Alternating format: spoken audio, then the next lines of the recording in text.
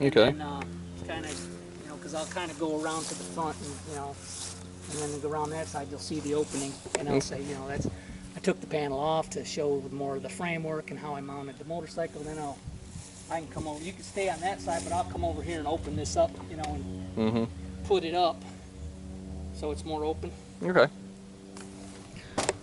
All right. And like if you got any questions, you know, just place a comment on the video, and then Dave will send that to me and get back with you as soon as I can. oh, Something anybody, like that. like if anybody else has got a question, or if Yeah. you yourself Yeah. got one, you know. Well, if anybody watches the video and has any questions, feel free to comment on this video, and Dave will We'll get it back to get it you. back to you. Yeah. All right. You ready? Yep. 5, 4, 3, 2, 1, 0. Hello everybody, Smyrna Cowboy here. We are doing the walk around of the TriMark750H. Mr. Mark Bolek, designer, fabricator, and inventor of this magnificent machine. So I'm going to turn the camera over to him and let him do a walk around on it and see how he did it and all that good stuff. All right, Mr. Bolek, just take it away, please, sir. Well, like Dave said, I call this thing the TriMark750H. I call it that because tri, 3 wheels, Mark is my name, and 750H, it's Honda 750 powered. Basically, my two motivations were keep the cost down and ease of assembly. So I used different components from as much as I could from like cars or whatever. Basically, I built a square tubing frame basically wrapped around a motorcycle frame, which we'll get to that on the other side and I'll show you. But square tubing, the main 2 frame rails that go from the front axle to the back are about 2-inch square tubing. Then it's 1.5 or 1-inch tubing depending on what I was using it for. The front axle is a Volkswagen Type 3 front axle, and I use that because it's factory disc brakes. It's all one unit. It's got the steering with it, and it's cheap. I had to do new rotors and calipers with it. I'm also going to do new tie rod ends and stuff with it too. The steering column is from a Porsche 914 that just bolts up to the steering box of the Volkswagen. For the shifter, I just used fabricated a shifter rod, and then I have the clutch handle on it. I have a rod going right back to the shifter on the engine, motorcycle engine. So what you do to shift, you squeeze the clutch and then shift up or down through the gears. I just tied into the wiring of the motorcycle and wanted to keep it as much of the motorcycle controls as I could. So on the steering column, I mounted the handlebar controls of the motorcycle. So you can see that on this side is the horn and turn signals and the high and low beam switch, which right now I'm not using. And on the other side is the starter and kill switch. The steering wheel is just the steering wheel that I had in several cars that I've had over the years, because I've restored a lot of cars, and I've had that in probably 6 or 7 different vehicles. I utilized the motorcycle mirrors. Just mounted them on it. They're the Honda 750 Shadow mirrors. My headlights and the front end, I just fabricated steel square tubing and some round tubing. The headlights, the inner ones are driving lights to a Pontiac Grand Am, like early 2000s.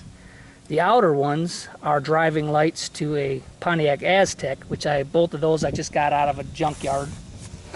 The shocks, front shocks, are actually dune buggy shocks. I wanted them because they kind of lifted the vehicle more, and they look good with the chrome springs. I wanted to kind of keep it a kind of motorcycle look as much as I could. The front rims are just rims that I had on another vehicle. And you use clearance lights for your blinkers, right? Yeah, those are just like trailer clearance lights I wired up as turn signals. I also have some on the sides of the frame, on each side. the front tires and rims I had on a, well, I've had on a couple of Pontiac Fieros that I had through the years. And so I had to get adapters to adapt from the 4-lug Volkswagen pattern to the GM 5-lug pattern. And I also like that they bring the wheels out about 2 inches more on each side, which is good for the stability and a little bit wider track. I made the front end, I'll get over here, opening for access to my wiring and... Let me get on this side. Okay. I have just my wiring for the different things, you know, the gauges and or the switches, the lights. The lights, I want to get back to the lights. Instead of wiring into the motorcycle headlight circuit, what I did was make it 3 separate switches. So I have a separate switch for the lights up on the roll bar. Where are they at? They're the ones in the middle. And then these 2 switches here do the 2 lights in the front. One does the outside and one does the inside lights. So I can do any combination of the 3. I could have all the lights on, I could have 2 of the headlights and the roll bar, I could have just the roll bar. And you took your lights off the motorcycle and put them on your dash. Yeah, just all the idiot lights I put in the center there so that I had all the same little warning lights and idiot lights of my motorcycle just mounted in the center. I don't have it in here, but I have a GPS unit that I have mounted in here that I just use as a speedometer for the time being, mainly, and just to know where I'm going. How fast you're going? Yeah. As far as up under the hood here too, I also just used a standard Volkswagen master brake cylinder mounted down there on the firewall that I had fabricated, and then with the remote filler for the master brake cylinder. You can see that the axle of the Volkswagen is just a standard Type 3 Volkswagen axle. Oh, what is that there, that white thing? What is that? This is just an air vent that I put in here for air circulation to open and close it for air at my feet. Oh, so to keep you cool while you ride. Yeah, it helps. Hot. It just helps to circulate the air at my feet more because this thing blocks the air pretty much on my whole body except from my shoulders up. The outer skin, I just used sheet steel that I bought at Clark Iron and Metal here in Murfreesboro. That's where I got all my steel. And what I did was wrap each panel. I cut each panel to fit, wrapped it in automotive car vinyl wrap that is pretty popular now. Wrapped each piece and then riveted to the frame. The outer skin is all the sheet metal and it is not really structural. It's just looks, you know, the whole frame is the structural thing. So you just wrapped around there for it to be for cosmetic. Yeah, all the outer skin is just cosmetic. It's not supporting any panel or anything. Okay, we forgot to do the gas and brake. So how does that? Oh yeah. How does that work out here? Well, I fabricated a gas and a brake pedal.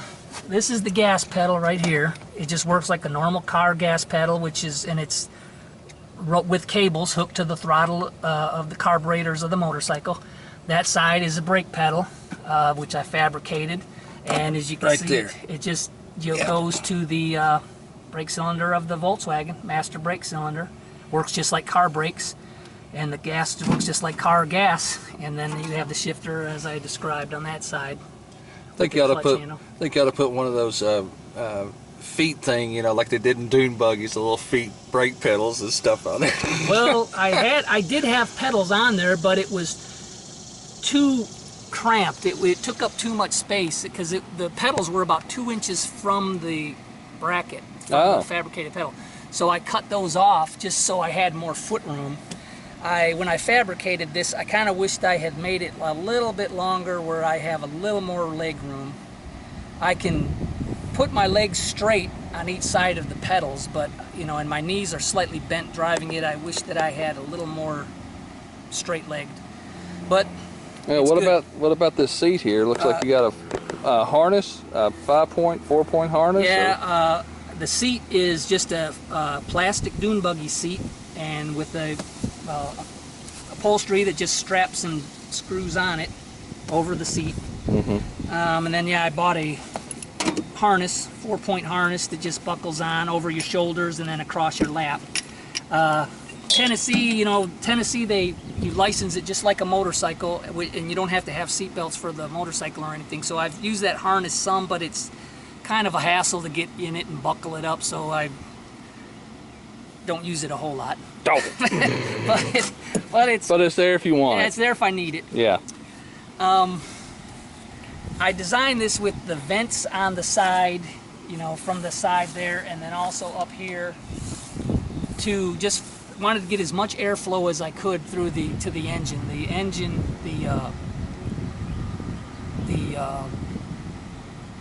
engine, brain fart there. People driving by. Yeah. The engine is liquid cooled, and it's got the radiator right in the front. And I was concerned that there wasn't going to be a good radiator flow. Airflow to the radiator, so I've tried to make as much circulation as I can. I also wired it up that when you turn on the ignition, the fan on the radiator blows, so it's always pulling air through there no matter what you're doing, if you're sitting or standing or whatever. So it's always pushing air through the radiator then, right, with that fan going on constantly when you turn the key on. So I come to the back here. Oop, wrong way. On the back, you can see it's got the motorcycle. As I said, I just really basically used the motorcycle frame. I took the front fork and everything off of the motorcycle and then actually built my frame around the motorcycle frame, which I'll show you that in a minute. So you're using that as your power plant, basically. Right. So it's the rear end is the swing arm, the suspension, chain, and everything from the 2002 Honda 750 Shadow. And I wanted to have that all exposed so you could see it good. I added the 2 round lights are actually truck trailer lights, semi-truck trailer lights. I just wired them into the tail light just so I have more lights in the back end besides the one on the fender. I'll open up the back for access. Now here you can see the framework of the hinged canopy. I'm planning to build a door here, another vent with access to the fuel tank. Still have the stock motorcycle tank in place. Everything is motorcycle frame. It's all normal. You can see that my 2x2 square tubing rails come down, and then I built like a cradle under the motorcycle, and the motorcycle frame is bolted right to the frame that I built. It's also bolted here and at the I guess gooseneck or whatever. Triple tree, yeah. Yeah, where the triple tree, where the fork would be mounted. I just have it mounted there. So it's very stable. So is that bolted or welded or both? Well, I welded up a bracket, then I bolted a brace in there. Bolted the motorcycle is all bolted in here where I could remove the motorcycle if I had to. Like if I wanted to, if I needed to rebuild the engine or do something major, I could remove the whole motorcycle from the frame I built and do it and then put it back. As you can see on that side, I took the side panel off so you can see how I did the frame and how it's also mounted to the motorcycle, and I made it where I could take both sides off for access to the motorcycle for tune-ups or repair work or whatever I needed to do. Just maintenance access, basically. Yeah, maintenance access. On this side, I'm going to use my rear drum brake of this. I'm going to wire it up, run a cable use it as a park brake. I do have my park brake handle mounted in there on the side of the seat, and I have to run a cable back, tie it into the linkage of the rear brake, and I'll just use it as a park brake, like if I'm on a hill or something. Oh, sort of like my scooter. Yeah, okay, good. Okay, yeah. Whatever. Yeah. On this side, you can see, if you look down, you can see how the linkage to the shifter is. Right down there, that's coming from the shifter, that rod, and then it's just hooked to the shifter linkage on the motorcycle, and this rod just goes forward and backwards. You squeeze the clutch, shift up or back, whatever. I put a more heavy-duty battery, and I moved it to the side and extended the cables because the battery did mount under the seat, which was here. Now I'm just using the battery space as for just the storage tools and stuff, and I am going to build a luggage rack right here on top, so I have some luggage space. Yeah, for storage. Yeah, for storage. And you said that you're going to replace the clutch. Yes, I have more on the way. heavy-duty clutch? I have a heavy-duty clutch on the way, and like I said, tie rod ends for the front end to make that more stiff and less play. The clutch, it's okay, but it's kind of straining it. You can tell when you take off, when you're moving off. Once you're moving and shifting, it's absolutely great. It accelerates good and everything, but I want to put something in there more heavy-duty because I can tell that the clutch is already kind of straining. So the clutch I ordered has thicker plates, has carbon fiber pads, and has more heavy-duty springs. I wish I could do stuff like that. And it should be pretty straightforward swapping it out. It's going to just be, you know, under this cover. Take the cover off and switch out the clutch because it's right here. That's pretty much it. If anybody's got any questions or anything, you know, get with Dave, send him a message, and he can get it to me, and I can answer it. One of these days, I'm going to get on Facebook. I've been saying that for a year and a half now, yeah. Long time. Yeah. But I'm going to get on Facebook, and I'm going to start doing my own videos and stuff with this. Yeah, what we're going to do is later on, when everything's squared away and everything for a present, I'm going to get the man a camera so he can start doing some videos on his own, and I'll go ahead and make him a channel up and everything. So when that is accomplished, hopefully by the end of 2017, we'll let him have his own YouTube channel. This winter, I'm planning to, I'll do the clutch, and I think I'm going to do a lot of rewiring because I have really, the way I wired it, I just basically extended the motorcycle wiring. So, but since I've been driving it and all, I realize I can reroute it, and the main harness, you can see it here, my main wiring goes down here and then underneath this panel here, and then back up in the front to everything in the front. But what I think I'm going to do is reroute it underneath here, up under here. And I think I can do away with some of the wiring that I have. Oh, some of the exposed wiring? Well, just some of the, some of the circuits. Like I can do away with some of the ground wires and where they're not so long, and just redo the headlight circuit, redo a lot of the stuff, make it more simple and more efficiently run. Well, and too, you got to remember that this is an experimental three-wheeler, so it's a work in progress as you go. So it's not like he's going to manufacture these for a living, but it's just for his own personal use, and he's done I just think he's done a fantastic job. There would be no way I could even attempt to even tackle this, but it really looks good. I really like it. You saw the video earlier of him on the road with it, so it rides good.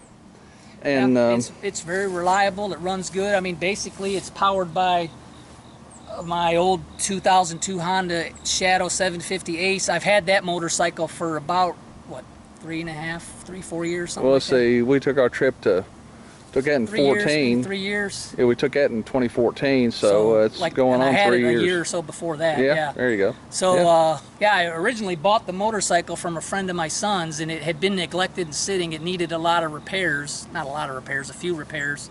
So I bought it just to, like, flip it. But I liked it so much that I ended up keeping it, and then used it for this. And of course, he has the honor and privilege of riding with the Smyrna Cowboy on occasion, so I think that's the main reason why he What are you laughing at? Honor, privilege? Yeah.